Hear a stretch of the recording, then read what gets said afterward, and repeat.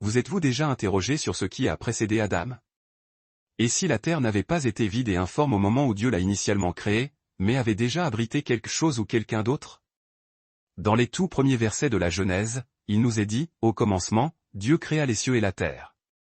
Cette affirmation semble d'une simplicité et d'une pureté absolue. Mais immédiatement après, nous sommes confrontés à un monde décrit comme étant sans forme et vide, tohu wabohu. Qu'est-ce qui a pu se produire entre ces deux moments, si proches en apparence dans le texte mais potentiellement séparés par des éons de temps cosmiques? Quelque part entre le premier et le second verset de la Genèse, aurait-il pu exister un monde antique, un royaume peut-être, gouverné par des êtres distincts de tout ce que nous connaissons aujourd'hui? Des entités qui ont foulé cette terre même, mais dont les histoires ont été ensevelies sous les sables du temps et les débris du jugement divin? Cette pensée remet en question la perception linéaire que nous avons eue jusqu'à présent des origines. Restez avec moi, car une énigme beaucoup plus profonde attend d'être dévoilée, touchant non seulement à l'histoire de la planète, mais à notre propre raison d'être. Pendant de nombreux siècles, des théologiens et des érudits ont réfléchi à l'hypothèse d'une lacune, d'un intervalle temporel dans notre compréhension des Écritures. Un temps antérieur à la création de l'homme, qui détiendrait la clé pour comprendre non seulement la formation de la terre, mais aussi la chute des anges, la malice de Satan et le but véritable de l'humanité dans le plan divin. Des textes anciens, souvent ignorés ou perdus dans l'histoire, murmurent l'existence d'une période pré-adamique.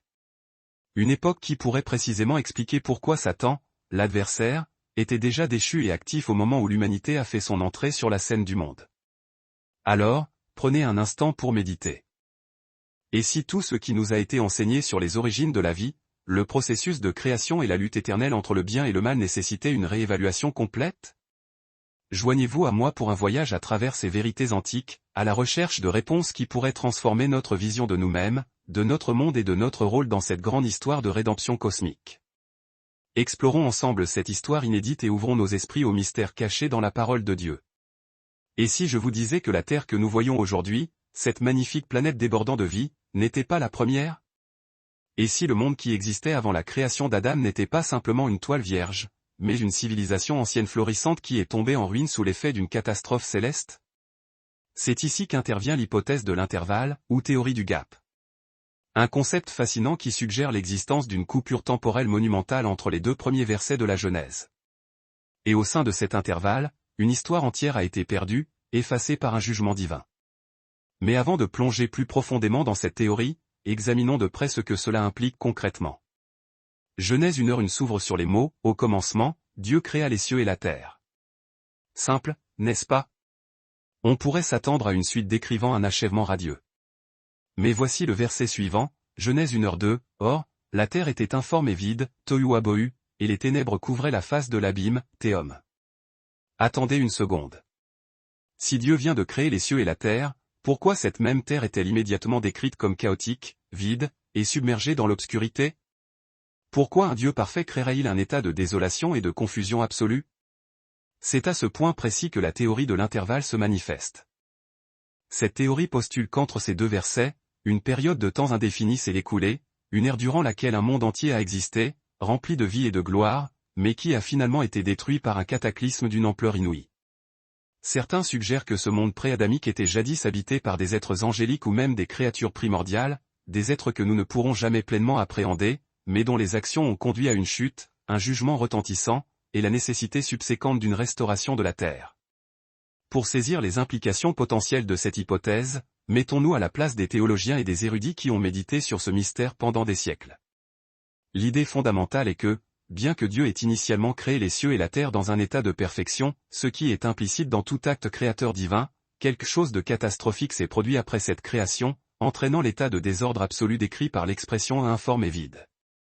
Selon cette théorie, la terre n'a pas toujours été dans l'état chaotique de Genèse 1:2. Elle aurait plutôt fait partie d'un cosmos splendide qui fut dévasté en raison d'une rébellion, un jugement cosmique qui a précédé l'humanité elle-même. La beauté de cette théorie réside dans sa capacité à combler une apparente lacune narrative dans le récit biblique.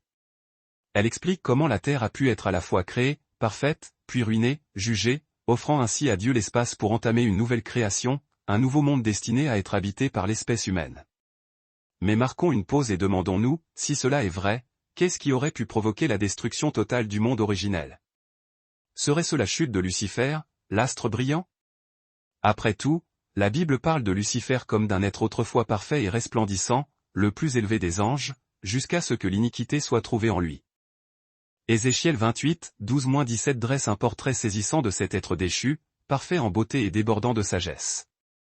Lucifer fut créé avec un but précis, glorifier Dieu et servir, d'une certaine manière, de chérubin gardien. Mais lorsque l'orgueil prit racine dans son cœur, il se rebella.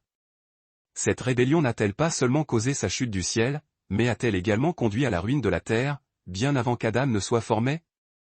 Cette idée peut sembler audacieuse, mais elle prend sa source dans les Écritures. La Bible laisse entendre qu'avant la déchéance de Lucifer, la terre aurait pu être dans un état de perfection sous le règne de ces êtres célestes. Mais lorsque Lucifer et ses partisans se sont soulevés, leurs actions ont engendré le chaos et la destruction. C'est pourquoi Genèse 1:2 décrit la terre comme informe et vide, une terre laissée en désolation, un monde nettoyé par l'exécution d'un jugement divin. Prenez un instant pour considérer comment cette interprétation modifie notre perspective de la création. La terre telle que nous la connaissons n'était pas le commencement de toute chose, mais une restauration spectaculaire. Dieu ne partait pas de zéro, il ramenait l'ordre dans un monde brisé, tout comme il apportera plus tard la rédemption à l'humanité par le sacrifice de son Fils, Jésus-Christ. C'est un modèle de renouvellement et de rédemption divine qui résonne à travers toute l'Écriture, de la Genèse à l'Apocalypse.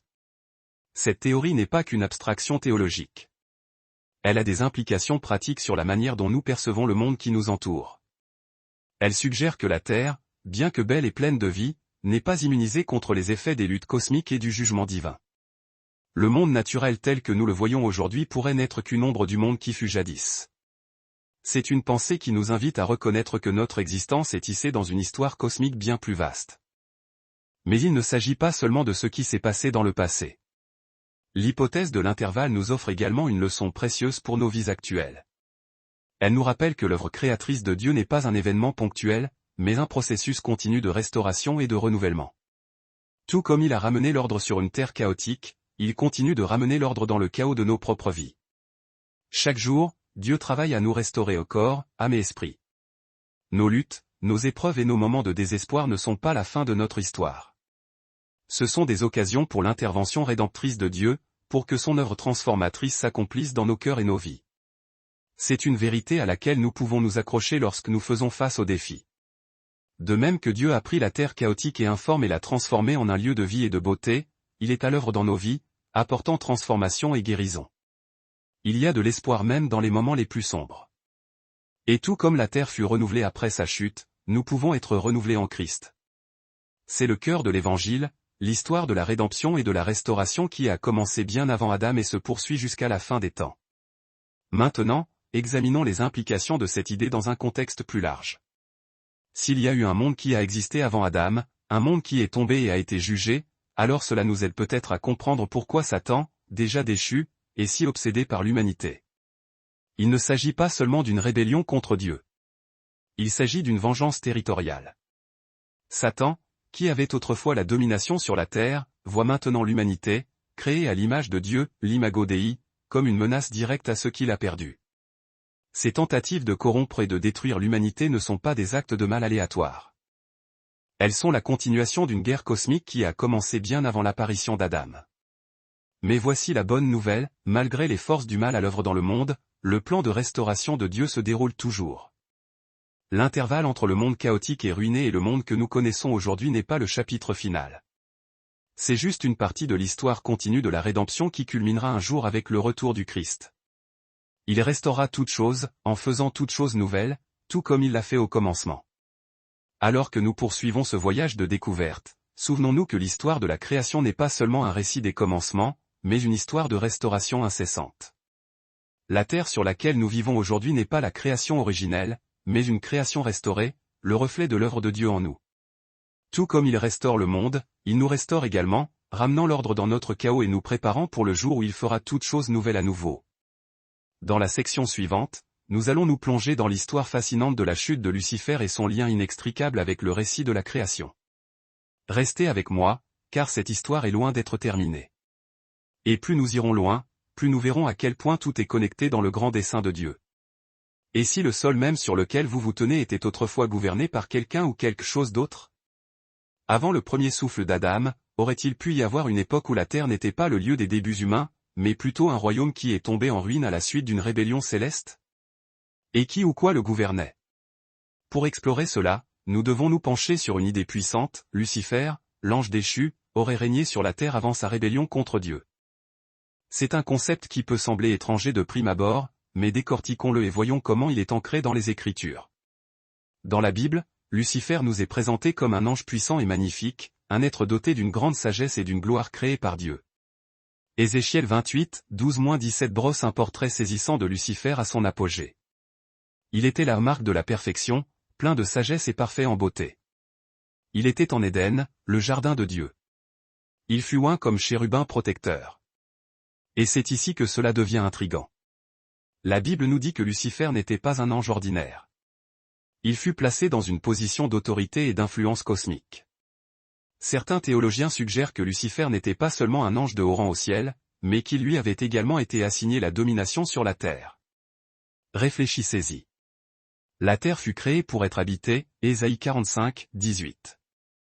Par conséquent, si ce n'était pas Adam qui devait d'abord détenir cette domination, aurait-ce pu être Lucifer, celui qui fut jadis parfait et résidait en Éden? La terre aurait-elle pu être son domaine avant la chute? Le rôle de Lucifer en tant que souverain est subtilement suggéré dans l'Écriture, bien qu'il ne soit pas explicité dans chaque détail. Nous savons que son orgueil a conduit à sa chute, Ésaïe 14, 12-15. Mais cet orgueil n'aurait-il pas pu être enraciné dans son désir de s'élever au-dessus de tous les autres êtres célestes, allant même jusqu'à désirer le trône de Dieu lui-même? Sa chute a-t-elle été autant liée à sa revendication de domination sur la terre qu'à sa rébellion au ciel? C'est une pensée troublante, mais qui correspond au tableau brossé par la Bible, celui d'un conflit territorial cosmique. Mais prenons du recul et examinons ce qui s'est passé après la rébellion de Lucifer. L'orgueil de Lucifer a entraîné une conséquence dévastatrice, son éjection du ciel, Apocalypse 12h9. Et avec cette chute, il semble que la terre elle-même ait été jetée dans un chaos absolu. Dans Genèse 1h2, nous voyons la terre décrite comme « sans forme et vide », et les ténèbres sur la face de l'abîme. Ceci n'est pas l'image d'un monde nouvellement créé dans sa perfection initiale, mais celle d'un monde qui a été dévasté, brisé et ruiné par la force d'un jugement. Le monde n'était pas simplement vide, il avait été ravagé par une sentence divine. Se pourrait-il que la chute de Lucifer ait été la cause de cet état de ruine terrestre? Que Lucifer, ayant autrefois la domination sur la terre, ait été chassé et que son royaume, jadis florissant, soit devenu désolé? La Bible ne nous donne pas tous les détails, mais c'est une hypothèse convaincante qui donne un sens au chaos initial. Dieu, dans sa miséricorde infinie et sa sagesse souveraine, choisit de remodeler et de restaurer la terre au cours du récit de la création que nous lisons dans la Genèse. Mais si cette restauration n'était pas seulement destinée à créer un nouveau monde pour l'humanité, mais à reconquérir un monde qui avait été réclamé et ruiné par Lucifer? Les implications de ceci sont profondes. Si Lucifer était autrefois le souverain délégué de la terre, alors sa rébellion n'était pas seulement un rejet de l'autorité de Dieu dans le ciel. C'était un acte de sédition territoriale. Lucifer ne rejetait pas seulement la souveraineté de Dieu dans le royaume céleste, il tentait également de s'emparer de la domination terrestre. Sa chute et le jugement qui s'ensuivit ont laissé la terre dans un état de ruine, un lieu où la vie organisée ne pouvait plus prospérer. Mais voici la bonne nouvelle. Dieu n'a pas laissé la terre en ruine. Il a entamé un processus de restauration active. Dans la Genèse, nous voyons l'Esprit de Dieu planer sur les eaux chaotiques, et Dieu ordonnait à la lumière de naître. Ce qui était informe, vide et chaotique était en train d'être remodelé, refaçonné et restauré. Ce n'était pas un simple acte de création ex nihilo, à partir de rien, c'était un acte de restauration après une catastrophe cosmique. Dieu reprenait la terre qui avait été perdue. Et cette histoire de restauration a un puissant parallèle dans nos propres vies. Tout comme la terre a été jadis ruinée et plongée dans l'obscurité, nos vies peuvent aussi se sentir brisées, sombres et sans espoir. Mais Dieu, dans sa miséricorde, ne nous laisse pas dans notre brisement. Il nous apporte la restauration, tout comme il l'a fait pour la terre. Le même esprit qui planait sur les eaux profondes est à l'œuvre dans nos cœurs, apportant la lumière dans l'obscurité de nos âmes. L'histoire de la chute de Lucifer et de la restauration subséquente de la terre n'est pas seulement un événement historique. C'est un modèle de la manière dont Dieu opère dans nos vies aujourd'hui. Il prend ce qui est brisé et le rend à nouveau entier. Ainsi, alors que nous considérons la chute de Lucifer et la dévastation qui s'ensuivit, n'oublions pas le message d'espoir qui se cache sous la surface. Dieu est l'architecte de la restauration. Et tout comme il a restauré la terre après la rébellion de Lucifer, il peut nous restaurer, nous tirant du chaos et de l'obscurité pour nous amener à la lumière de sa grâce. Et avec cela à l'esprit, passons au chapitre suivant de cette grande histoire. Si la chute de Lucifer fut le début de la lutte cosmique pour la Terre, alors cela prépare le terrain pour quelque chose d'encore plus extraordinaire, la création de l'humanité. Parce que si la rébellion de Satan visait le contrôle, la réponse de Dieu serait tout aussi audacieuse. Dieu n'a pas créé l'homme simplement pour remplir la terre. Il a créé l'homme comme son porteur d'image, imago Dei, pour se tenir là où Lucifer se tenait autrefois, pour régner avec autorité divine et déléguée. Nous allons ensuite explorer la signification profonde de l'humanité dans ce drame cosmique divin et pourquoi Satan nourrit une haine si profonde pour l'espèce humaine. Restez avec moi alors que nous plongeons plus profondément dans cet ancien mystère où la création, la chute et la rédemption entrent en collision dans une histoire qui se déroule encore aujourd'hui. Avant de nous plonger dans le monde fascinant et souvent mystérieux des Néphilim, prenons un moment pour considérer un point crucial. Qu'est-ce qui a conduit à la création de ces êtres? Ces géants, souvent mentionnés dans la Bible, dont les origines et le but sont encore enveloppés de mystères, sont la preuve d'une contamination cosmique.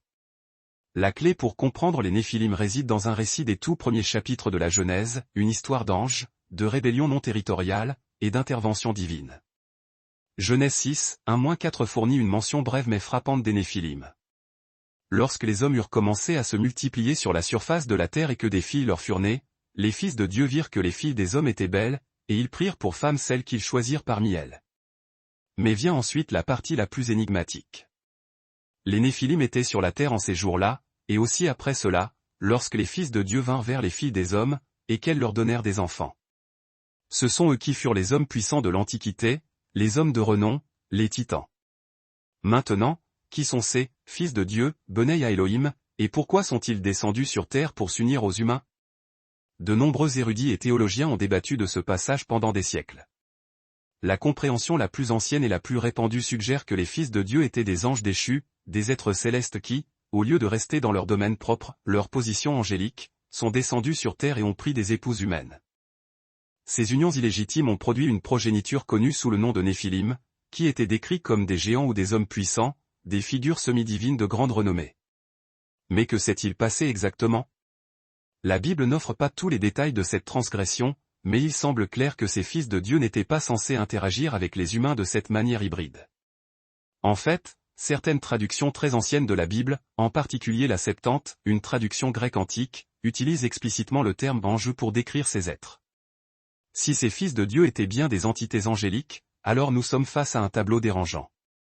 Des êtres célestes brisant leurs frontières divinement ordonnées, non seulement interagissant avec les humains, mais se reproduisant avec eux, produisant une progéniture qui était entièrement hors du commun et contre nature. Cela soulève une question cruciale. Pourquoi Dieu permettrait-il une telle chose? La réponse n'est pas immédiatement évidente, mais nous commençons à comprendre la gravité de la situation lorsque nous examinons les conséquences qui ont suivi. Dans le Nouveau Testament, notamment dans Judas 6-7, il nous est dit que certains anges qui n'ont pas gardé leur domaine propre, leur autorité ou position initiale, ont été liés par des chaînes éternelles pour leurs actions. Ces anges qui ont participé à la création des Néphilim s'engageaient clairement dans une transgression allant bien au-delà de leur mandat divin. En conséquence, ils ont été jugés et emprisonnés dans l'attente du grand jour. Mais qu'en est-il des Néphilim eux-mêmes? Qui étaient ces géants qui dominaient le paysage prédiluvien? La Bible nous dit qu'ils étaient les hommes puissants de l'Antiquité, les hommes de renom. En d'autres termes, ils n'étaient pas seulement imposants physiquement, ils étaient des figures puissantes, tyranniques peut-être, dans leur époque. Beaucoup croient que ces géants étaient plus que de simples anomalies physiques. Ils représentaient une perversion radicale du dessein de Dieu, un mélange illicite du divin et de l'humain qui n'était jamais censé se produire. Ce mélange génétique et spirituel a créé une race de despotes qui a accéléré la corruption morale de l'humanité entière. En examinant les implications des Néphilim, il est essentiel de regarder le contexte plus large du récit du déluge qui suit dans Genèse 6. Dieu, voyant la corruption et la violence omniprésente dans le monde, très probablement exacerbée par l'influence et la nature des Néphilim, décide d'envoyer le grand déluge pour nettoyer la terre. C'est un moment dramatique qui suggère que les conséquences de ces unions contre nature étaient si graves qu'elles ont exigé une intervention divine radicale pour restaurer l'ordre et préserver l'intégrité de la lignée humaine. Le déluge n'était pas seulement un jugement sur le péché humain, c'était un jugement sur le chaos hybride et l'infection cosmique qui avait été introduit dans le monde par ces unions illicites. prenons un moment pour réfléchir aux leçons que nous pouvons tirer de l'histoire des Néphilim. Premièrement, nous voyons qu'il existe des frontières établies par Dieu. Des limites claires entre les domaines célestes et terrestres. Lorsque ces frontières sont franchies, comme elles l'ont été par les fils de Dieu, les résultats sont dévastateurs et appellent le jugement. Cela nous enseigne l'importance de respecter l'ordre divin établi par le Créateur. Deuxièmement, nous voyons que les Néphilim, bien que puissants, ont finalement été soumis au jugement de Dieu. Quelle que soit notre puissance ou notre influence dans cette vie, nous ne pouvons échapper à la réalité que nous devrons un jour rendre compte de nos actions à Dieu. L'histoire des Néphilim est un rappel que même les forces du mal apparemment les plus invincibles ne sont pas hors de portée du jugement divin. Enfin, l'histoire des Néphilim souligne l'importance de la pureté dans nos relations et nos vies. La Bible nous exhorte à être prudents quant à ce que nous permettons de nous influencer et avec qui nous choisissons de nous aligner spirituellement. De même que les fils de Dieu n'étaient pas destinés à épouser les filles des hommes, nous sommes appelés à vivre des vies qui reflètent la sainteté de Dieu et à éviter de nous engager dans des relations qui pourraient compromettre notre intégrité spirituelle. Alors, que se passe-t-il ensuite dans cette histoire cosmique? L'histoire est-elle terminée?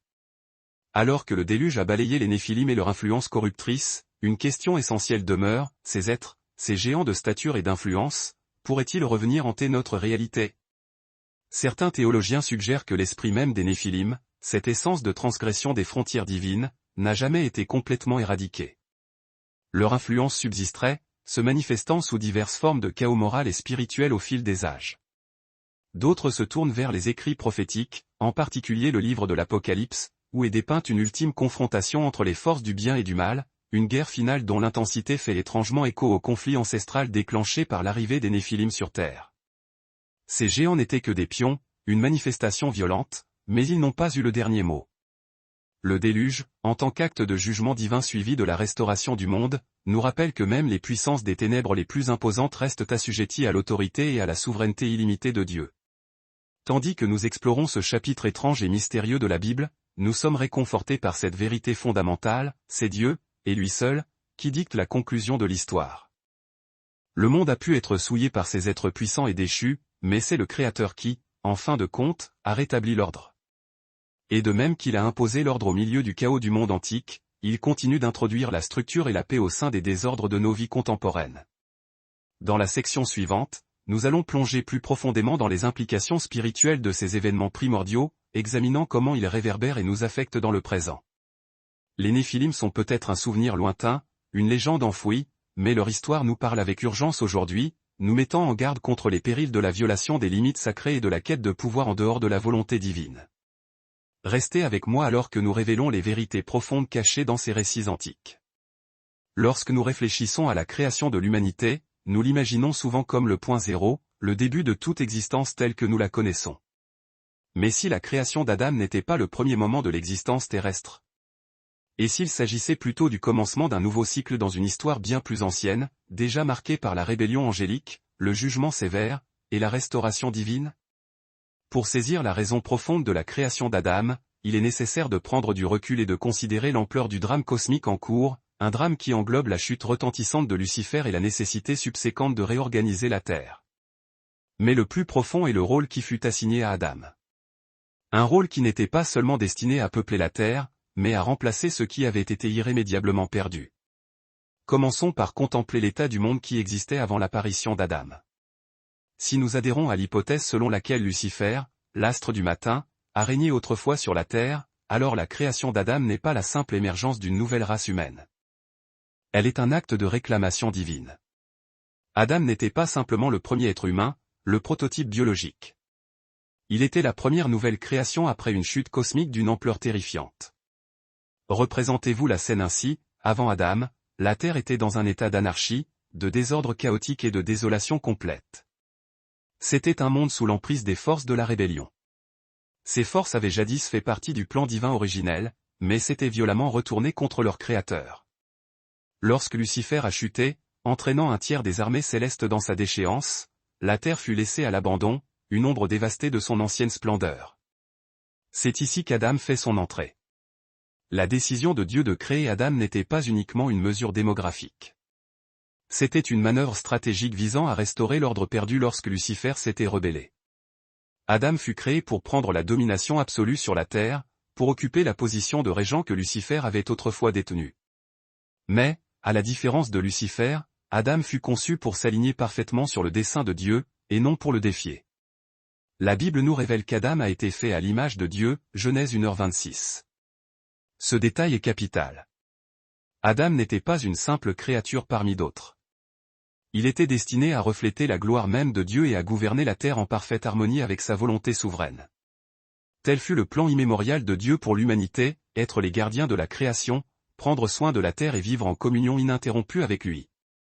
Mais cette création d'Adam ne fut pas exempte de défis. La terre sur laquelle Adam fut placé avait été corrompue et marquée par la chute de Lucifer, et les forces rebelles y persistaient, sous une forme latente et dangereuse. Lorsque nous lisons le récit de la chute d'Adam en Genèse 3, ce n'est pas qu'une simple fable sur un homme mangeant un fruit interdit. C'est la poursuite de la bataille cosmique qui avait commencé bien avant qu'Adam ne prenne son premier souffle. Satan, ce même Lucifer qui avait autrefois exercé sa domination sur la terre, est là, tapi dans le jardin, tentant et cherchant à souiller la nouvelle création que Dieu venait de mettre en place. En un sens, Satan ne fait pas que tenter Adam et Ève, il mène une guerre ouverte contre le processus de restauration divine qui vient d'être inauguré. La tentation dans le jardin n'est pas un incident isolé et circonscrit. C'est la première escarmouche critique dans une guerre spirituelle qui fait rage depuis des millénaires. Satan, qui détenait jadis la domination sur la terre, voit maintenant un nouveau souverain, un nouveau porteur de l'image de Dieu, être placé dans son ancien domaine. C'est pourquoi la tentation de Satan était d'une telle intensité stratégique. Il ne s'agissait pas seulement de pousser Adam et Ève au péché. Il s'agissait de saper l'intégralité du plan de restauration de Dieu. C'était un acte de vengeance calculé, un moyen pour Satan de riposter contre l'ordre divin restauré et d'empêcher l'humanité d'accomplir le rôle que Dieu avait méticuleusement conçu pour elle. Ceci nous amène à un point fondamental. La création d'Adam ne fut pas seulement l'aube de l'humanité. Elle fut le début du plan de restauration totale de Dieu. Adam fut créé en tant que substitut, un nouveau porteur de l'image divine appelé à se tenir là où un autre être avait lamentablement échoué. Et voici la leçon que nous pouvons tirer de cela, le plan de Dieu pour l'humanité ne se limite pas à notre présence sur terre. Il s'agit pour nous d'assumer un rôle d'autorité et de gérance, de refléter fidèlement l'image de Dieu dans tout ce que nous entreprenons et d'accomplir le but sublime qu'il a conçu pour nous. Mais cette histoire recèle encore bien d'autres mystères. Si le rôle d'Adam était de prendre la domination sur la terre, alors la mission de l'humanité n'était pas de simplement vivre en paix dans le jardin d'Éden. Il s'agissait de s'engager dans une guerre spirituelle. Adam fut placé dans le jardin d'Éden, un paradis absolu. Pourtant, même au sein de ce paradis, des ennemis invisibles étaient à l'œuvre. Satan était déjà là, attendant patiemment pour corrompre la création de Dieu. Ceci souligne la réalité omniprésente de la guerre spirituelle dans nos vies actuelles. Tout comme Adam fut placé dans un monde parfait, mais confronté à la tentation, nous aussi nous sommes placés dans un monde rempli de défis où les forces du mal cherchent constamment à miner l'œuvre de Dieu en nous. Notre mission, à l'image de celle d'Adam, est de rester inébranlable dans notre foi et de vivre en conformité avec le dessein de Dieu, sachant que nous sommes appelés à être bien plus que de simples survivants. Nous sommes appelés à être des conquérants, à régner et à dominer avec le Christ ressuscité. Et voici la bonne nouvelle essentielle. Tout comme la chute d'Adam n'était pas la fin du récit cosmique, nos propres échecs ne marquent pas la fin d'une autre. L'histoire de la création d'Adam est l'histoire d'une restauration divine.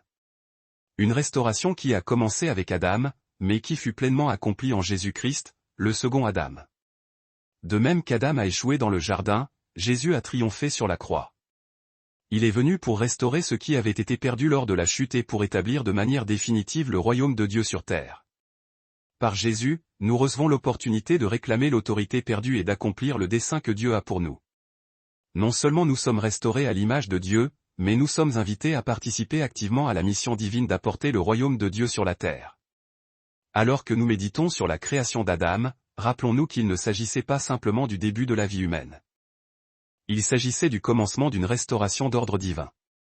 Dieu ne nous a pas créés simplement pour exister. Il nous a créés pour régner, pour refléter son image, et pour accomplir son dessein sur terre. Et bien que le monde dans lequel nous vivons soit toujours sous attaque, tout comme celui d'Adam l'était, nous pouvons prendre courage, sachant que le pouvoir nous a été donné pour vaincre les forces du mal et pour instaurer le royaume de Dieu ici et maintenant. Dans la prochaine section, nous explorerons comment cette histoire cosmique de restauration et de rédemption continue de se déployer aujourd'hui. Qu'est-ce que cela signifie concrètement pour nous d'être des nouvelles créations en Christ? Et comment pouvons-nous assumer pleinement notre rôle de gardien de la création de Dieu et d'agent de sa restauration? Plongeons plus profondément dans cette mission divine et découvrons comment Dieu œuvre encore activement dans nos vies. Alors que nous avançons dans l'histoire de la création, nous rencontrons un thème récurrent, tissé dans la trame de l'histoire humaine, le conflit acharné entre la lumière et les ténèbres, entre le bien et le mal absolu. La terre, jadis régie par Lucifer, était tombée en ruine à cause de sa rébellion. Et l'histoire d'Adam n'est pas seulement un conte des commencements. Elle est une réponse divine et stratégique à cette rébellion initiale. Mais si cette bataille ne s'était pas conclue avec la chute d'Adam dans le jardin d'Éden? Et si la terre elle-même demeurait un champ de bataille, résonnant encore de l'écho de la guerre spirituelle qui a commencé bien avant l'humanité? La Bible évoque souvent des lieux profonds, des endroits où l'obscurité persiste et où des forces maléfiques sont enchaînées. Et c'est dans ces lieux que les réminiscences d'un monde perdu continuent de se faire entendre. Dans les tout premiers chapitres de la Genèse, nous voyons Dieu créer le monde à partir du chaos, apportant la lumière dans l'obscurité et séparant le jour de la nuit. Mais même si Dieu instaure l'ordre dans le monde, nous percevons la présence de forces spirituelles qui menacent d'anéantir son œuvre. Le serpent, Satan, est là dans le jardin, guettant, prêt à frapper au cœur même de la création de Dieu. Et c'est là que l'histoire de la chute d'Adam devient plus qu'une simple désobéissance. Elle devient le premier acte central d'une guerre spirituelle qui perdure jusqu'à ce jour. Satan, l'adversaire juré, n'était pas un simple tentateur dans le jardin. Il était un ancien régent de la terre, un être qui avait été autrefois investi de la domination sur la création. Mais lorsqu'il s'est révolté contre Dieu, il a perdu sa place d'autorité légitime, et la terre fut laissée en ruine. Pourtant, dès qu'Adam fut placé dans le jardin pour exercer la domination sur la terre, Satan revint, cherchant à corrompre l'œuvre de Dieu et à revendiquer l'autorité qu'il avait jadis possédée. C'est ici que réside le cœur de la guerre spirituelle. Les forces du mal ne se contentent pas de rester tapies dans l'ombre. Elles cherchent activement à corrompre ce que Dieu a créé, à déformer ses plans et à ramener l'ordre établi au chaos. Cette guerre spirituelle n'est pas confinée aux pages de la Bible ancienne. Elle se poursuit avec virulence aujourd'hui. De même que Satan a cherché à corrompre Adam et Ève dans le jardin, il continue de faire la guerre à l'humanité, tentant de voler, de tuer et de détruire l'œuvre que Dieu accomplit dans nos vies. Mais c'est là que l'histoire prend une tournure décisive. Car si les forces des ténèbres sont réelles et puissantes, elles ne sont pas victorieuses. Le plan ultime de rédemption et de restauration de Dieu est inéluctable. Lorsqu'Adam et Ève ont chuté dans le jardin, ils ont introduit le péché et la mort dans le monde, et les conséquences de leur désobéissance ont été d'une portée immense. Mais Dieu n'a pas abandonné sa création. Au lieu de cela, il a promis un sauveur. Un être qui viendrait écraser la tête du serpent et restaurer ce qui avait été perdu à l'aube des temps. Ce sauveur, bien sûr, est Jésus-Christ, le second Adam, venu pour réclamer la terre et rétablir la relation de l'humanité avec Dieu. Dans Romains 5, 18-19, l'apôtre Paul établit un contraste frappant entre le péché d'Adam et la justice du Christ. Il écrit, « Ainsi donc, comme par une seule faute la condamnation a atteint tous les hommes, de même par un seul acte de justice l'acquittement qui donne la vie s'étend à tous les hommes. Car, comme par la désobéissance d'un seul homme beaucoup ont été rendus pécheurs, de même par l'obéissance d'un seul beaucoup seront rendus justes. Tout comme le péché d'Adam a apporté la corruption sur terre, le sacrifice de Jésus a offert la possibilité d'une restauration radicale. La bataille même qui a commencé dans le jardin entre Adam et Satan a été remportée sur la croix, où Jésus a vaincu le péché, la mort et toutes les puissances des ténèbres. Et pourtant, la guerre spirituelle n'est pas achevée. En tant que croyants, nous vivons toujours au milieu de cette bataille incessante. Les forces du mal continuent de se battre pour la domination de nos vies, mais la victoire a déjà été assurée. Par le Christ, nous avons reçu l'autorité divine pour tenir ferme contre l'ennemi, pour résister aux manigances du diable et pour marcher dans la liberté totale que Jésus nous a offerte. La Bible nous dit que nous sommes plus que vainqueurs par celui qui nous a aimés, Romains 8h37. Nous avons reçu l'Esprit Saint pour nous donner les moyens de vivre victorieusement. Non pas par notre propre force fragile, mais par la puissance de celui qui a déjà tout surmonté. Mais cela ne signifie pas que la bataille est facile. Tout comme Adam a fait face à la tentation dans le jardin, nous serons également confrontés à des attaques spirituelles.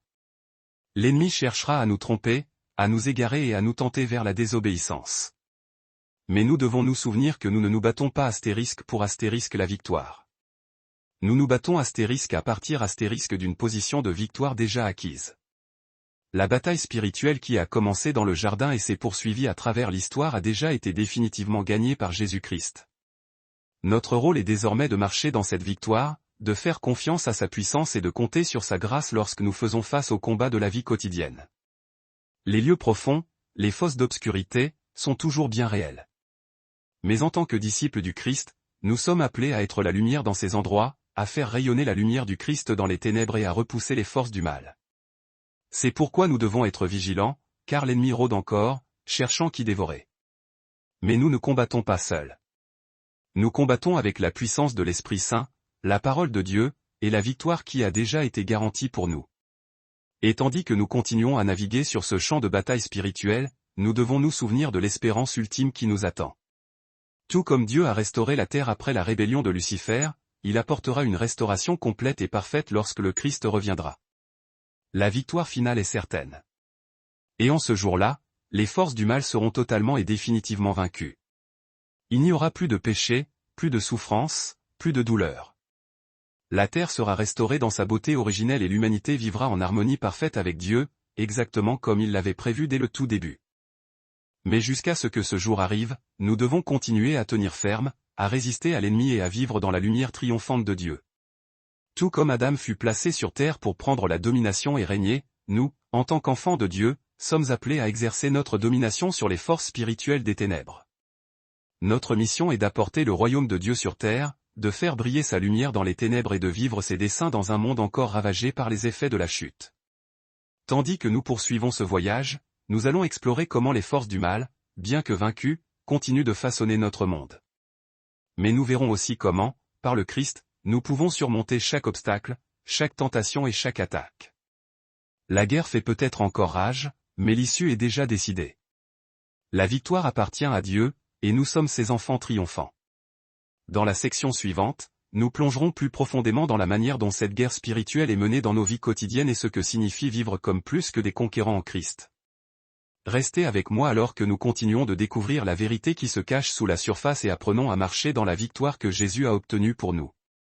Alors que nous poursuivons notre exploration de l'histoire d'Adam et du conflit cosmique qui l'entoure, nous nous trouvons maintenant à un carrefour entre le jugement divin et la rédemption, entre la chute de l'humanité et l'espérance d'une restauration totale. Il est clair que les forces du mal ont joué un rôle majeur dans la rébellion initiale du Jardin d'Éden. Mais la réponse divine à l'échec d'Adam allait préparer le terrain pour une histoire bien plus grandiose. Une histoire qui changerait le cours de l'histoire et restaurerait finalement ce qui avait été perdu. Et au centre de ce plan divin se dresse la figure de Jésus-Christ, le second Adam, dont l'arrivée dans le monde altérerait à jamais la bataille entre le bien et le mal. Lorsqu'Adam a chuté dans le Jardin d'Éden, les conséquences ont été immédiates et dévastatrices. Le monde, qui avait été créé dans la perfection, est devenu entaché par le péché et la mort. L'humanité fut séparée de Dieu, et l'harmonie parfaite qui existait entre le Créateur et la création fut brisée en 1000 morceaux. La malédiction du péché n'a pas seulement affecté Adam et Ève, elle a également eu des répercussions sur l'ensemble de la création, entraînant un monde fracturé où la souffrance, la douleur et la mort sont devenues une dure réalité. Mais même en prononçant son jugement sur Adam, Ève et le serpent, Dieu fit également une promesse. Une promesse qu'il y aurait un chemin à suivre, une voie pour que la création soit rachetée et restaurée dans sa dignité initiale. Dans Genèse 3h15, Dieu s'adresse au serpent, « Je mettrai inimitié entre toi et la femme, entre ta postérité et sa postérité, celle-ci t'écrasera la tête, et tu lui blesseras le talon. » Ce verset, souvent appelé le proto-évangélium ou le premier évangile, est le premier indice lumineux du plan rédempteur de Dieu. Il annonce un futur descendant d'Ève qui écraserait la tête du serpent, vainquant ainsi Satan et annulant la malédiction qui s'était abattue sur l'humanité. Cette promesse trouverait son accomplissement ultime en la personne de Jésus-Christ, qui, bien qu'il fût le Fils de Dieu, assumerait le rôle difficile du second Adam. De même que le premier Adam avait reçu la domination sur la terre, le second Adam serait chargé de la mission de restaurer cette domination. Mais tandis que l'échec du premier Adam a conduit à la chute de l'humanité, l'obéissance totale du second Adam mènerait à la rédemption de l'humanité. La mission de Jésus ne consistait pas seulement à venir en tant que sauveur pour délivrer l'humanité du péché. Il est venu pour rétablir l'autorité spirituelle qui avait été perdue en Éden. Dans 1 Corinthiens 15h22, Paul écrit, « Car, comme tous meurent en Adam, de même aussi tous revivront en Christ. » Par Adam, l'humanité a hérité du péché et de la mort. Par le Christ, l'humanité hériterait de la vie éternelle et de la victoire sur la mort. Mais la victoire de Jésus sur la mort allait exiger un prix exorbitant, sa propre vie. Celui-là même qui fut envoyé pour racheter le monde allait le faire par sa propre souffrance, sa mort et sa résurrection glorieuse. La bataille entre le bien et le mal, qui avait commencé avec la rébellion de Lucifer et s'était poursuivie avec la chute d'Adam et Ève, atteignit son apogée en la personne de Jésus. Sur la croix, Jésus ne faisait pas que mourir pour nos péchés. Il s'engageait dans le cœur de la guerre spirituelle, battant les puissances des ténèbres et réclamant ce qui avait été perdu. Colossiens 2h15 nous dit qu'après avoir désarmé les pouvoirs et les autorités, Jésus en a fait un spectacle public, triomphant de par la croix. À cet instant précis, Jésus a brisé l'emprise de Satan sur l'humanité et a commencé l'œuvre de restauration de la création déchue. Mais l'histoire ne s'arrête pas là. La mort et la résurrection de Jésus ne visaient pas seulement à sauver l'humanité du péché. Elles visaient à restaurer le royaume de Dieu sur terre. Jésus a enseigné à ses disciples à prier, « Que ton règne vienne, que ta volonté soit faite sur la terre comme au ciel » Matthieu 6h10. La mission de Jésus n'était pas seulement spirituelle. Elle était aussi éminemment pratique. Il est venu pour apporter le royaume de Dieu, pour amener le ciel sur la terre et pour restaurer la terre à sa juste place en tant que royaume de Dieu. De cette manière, Jésus est le véritable second Adam, celui qui accomplit le plan divin que le premier Adam avait échoué à réaliser. Là où Adam est tombé, Jésus a triomphé. Là où Adam a apporté le péché et la mort, Jésus a apporté la justice et la vie. Mais l'œuvre du second Adam n'est pas encore totalement achevée. Si la victoire de Jésus sur le péché et la mort est assurée, la pleine restauration de la terre et la défaite ultime du mal viendront lorsqu'il reviendra. C'est l'espérance avec laquelle nous vivons aujourd'hui, l'espérance que le royaume de Dieu progresse et qu'un jour Jésus reviendra pour restaurer complètement la terre, faisant toutes choses nouvelles. Tout comme Adam fut placé dans le jardin pour régner sur la création, nous, en tant que croyants en Christ, sommes appelés à être des cohéritiers avec lui dans son royaume, prenant la domination sur la terre et œuvrant pour accomplir les desseins de Dieu ici et maintenant. Mais cela ne signifie pas que Si la bataille spirituelle décisive est terminée, le combat, lui, se poursuit dans les tranchées du quotidien. Nous demeurons immergés dans un monde profondément marqué par la cicatrice du péché, de la souffrance lancinante et de la mort inéluctable. Les puissances du mal, loin d'être neutralisées, opèrent encore avec une ferveur malveillante, cherchant inlassablement à saper le dessein grandiose de Dieu pour la restauration complète de toutes choses. Pourtant, en tant qu'héritiers et disciples du Christ, notre vocation est de tenir ferme, inébranlable, ancrée dans la victoire définitive que Jésus a déjà scellée. Nous sommes sommés de prendre notre position stratégique dans la fresque cosmique de la rédemption, d'actualiser l'autorité divine que le Christ nous a déléguée et de collaborer activement avec lui pour l'établissement tangible de son royaume ici-bas, sur notre terre. La promesse du second Adam n'est pas une simple élucubration théologique ou un concept abstrait destiné aux seuls érudits. C'est un vibrant appel à l'action concrète. De même que le premier Adam avait reçu le mandat sacré de prendre soin de la terre et de la cultiver, de l'amener à son plein potentiel, il nous revient, à nous aussi, de prendre cette charge avec dévouement. En tant que gardiens responsables de la création de Dieu, nous sommes appelés à marcher dans la lumière éclatante de la victoire que Jésus a obtenue. Nous vivons avec la certitude inébranlable que la restauration complète et glorieuse du monde est imminente, et que nous jouons un rôle essentiel dans ce processus de réparation divine. L'histoire d'Adam, ce drame initial de la chute, et le combat cosmique incessant entre le bien absolu et le mal dévastateur, est un récit qui s'écrit encore sous nos yeux. Si les conséquences funestes de la désobéissance d'Adam se font toujours cruellement sentir dans le monde, la victoire éclatante du Christ est d'une grandeur infiniment supérieure. Par Jésus, le second Adam, une espérance nouvelle nous a été insufflée, la vie éternelle, la certitude de la restauration totale, et surtout, la puissance nécessaire pour vivre victorieusement au sein même d'un monde fracturé et blessé. Tandis que nous poursuivons notre exploration de cette narration majestueuse, nous allons continuer de discerner comment le plan rédempteur de Dieu se déploie jour après jour dans nos vies personnelles et dans l'univers qui nous entoure. Nous approfondirons ce que signifie concrètement vivre comme des citoyens actifs du royaume de Dieu, être des instruments de sa restauration et s'engager pleinement dans la guerre spirituelle qui fait rage sans relâche jusqu'au retour glorieux du Christ. La confrontation est toujours en cours, les escarmouches quotidiennes sont réelles, mais l'issue est gravée dans l'éternité, elle est certaine. La victoire finale appartient intégralement à Dieu, et nous sommes, par grâce, ses enfants triomphants, appelés à manifester cette gloire.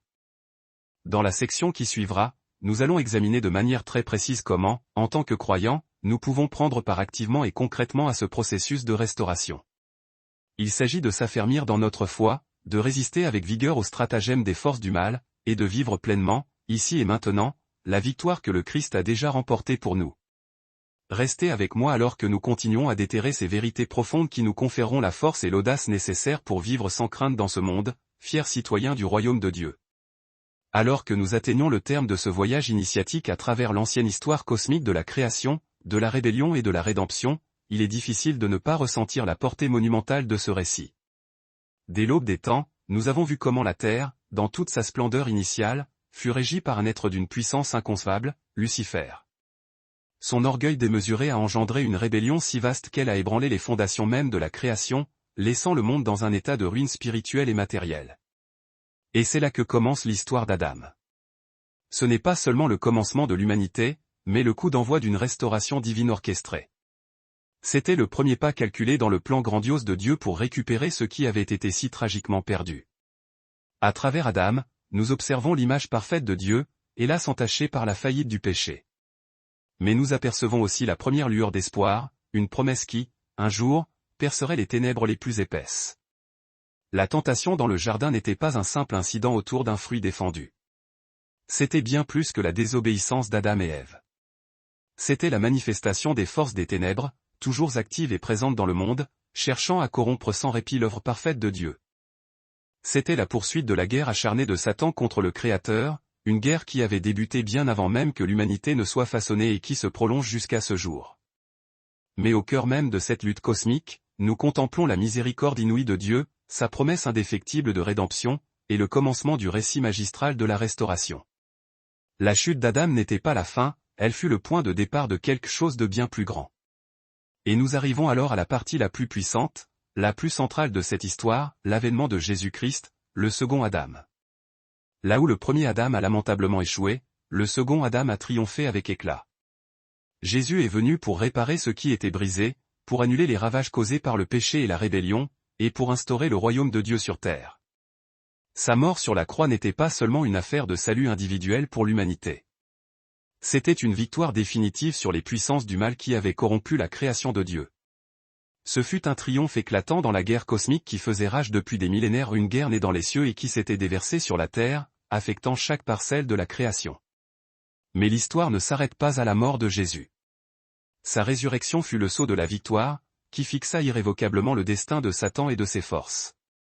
Cette victoire remportée par Jésus sur la croix n'est pas un événement statique figé il y a 2000 ans. C'est une victoire qui continue de résonner à travers les âges, brisant les chaînes, restaurant les existences et apportant la lumière aux endroits les plus obscurs. Et c'est une victoire à laquelle nous, disciples du Christ, sommes invités à participer de tout notre être.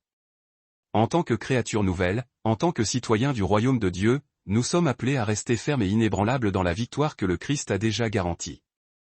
Notre rôle est de mener le bon combat, de résister aux machinations complexes de l'ennemi et de vivre comme des agents actifs de restauration dans un monde en détresse. Vous voyez, cette histoire cosmique qui a commencé avec la chute de Lucifer, s'est poursuivie à travers Adam et s'est achevée en Christ, est toujours en cours aujourd'hui. Les forces du mal continuent d'œuvrer dans le monde, cherchant à voler, tuer et détruire. Mais la bonne nouvelle retentissante est que la bataille capitale a déjà été gagnée. Jésus, le second Adam, a déjà vaincu Satan, le péché et la mort pour toujours. Et en tant que croyants, nous avons reçu l'autorité spirituelle pour nous tenir droit, marcher dans la victoire et manifester le royaume de Dieu sur terre. Ceci n'est pas une simple promesse future. C'est une réalité présente, immédiatement disponible. Chaque fois que nous vivons selon la vérité de l'Évangile, chaque fois que nous défendons la justice, chaque fois que nous résistons à la tentation et choisissons la droiture, nous participons activement à l'œuvre de restauration que Dieu a initiée dans le jardin et qu'il achèvera lorsque le Christ reviendra en majesté. En réfléchissant à tout ce que nous avons appris ensemble dans cet enseignement, il est facile de se sentir submergé par l'ampleur de l'histoire. C'est une histoire qui s'étend du commencement de la création jusqu'à la fin des temps. Une saga de rébellion, de rédemption et de restauration. Mais au milieu de tout cela, il nous est rappelé que nous ne sommes pas de simples observateurs passifs dans cette grande narration. Nous sommes des participants actifs et indispensables au plan de Dieu pour le monde. Nous avons été appelés à marcher dans la victoire que le Christ a sécurisée pour nous, à apporter la lumière dans les ténèbres et à faire partie intégrante de l'œuvre de restauration de Dieu ici-bas. Pour conclure, souvenons-nous de la puissance incroyable du récit rédempteur de Dieu. La chute d'Adam, l'élévation de Jésus et la victoire permanente du royaume de Dieu ne sont pas de simples contes du passé. Elles constituent le fondement même de la manière dont nous devons vivre aujourd'hui. Et peu importe les luttes ou les défis que nous rencontrons, nous pouvons nous accrocher à la vérité que Jésus a déjà vaincu le monde.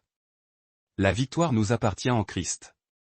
Si ce voyage à travers le drame cosmique de la création et de la rédemption vous a inspiré, je vous encourage chaleureusement à aimer cette vidéo et à vous abonner à la chaîne.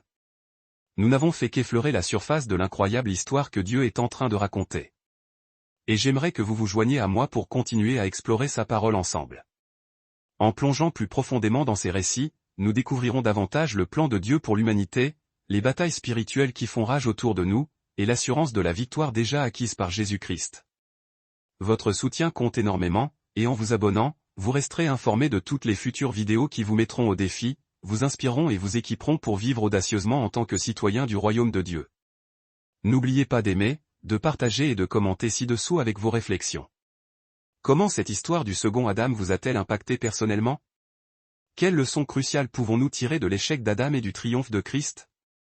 Poursuivons cette conversation, car la bataille n'est pas encore totalement achevée, et ensemble, nous pouvons vivre comme des enfants victorieux de Dieu, faisant progresser son royaume ici sur terre. Merci de votre attention et j'ai hâte de vous retrouver dans la prochaine vidéo. Souvenez-vous, peu importe où vous en êtes dans l'histoire, Dieu est toujours en train d'écrire votre partition. Et à la fin, il renouvellera toutes choses. Continuez à avancer avec détermination, sachant que vous n'êtes pas seul. La victoire est déjà vôtre en Christ.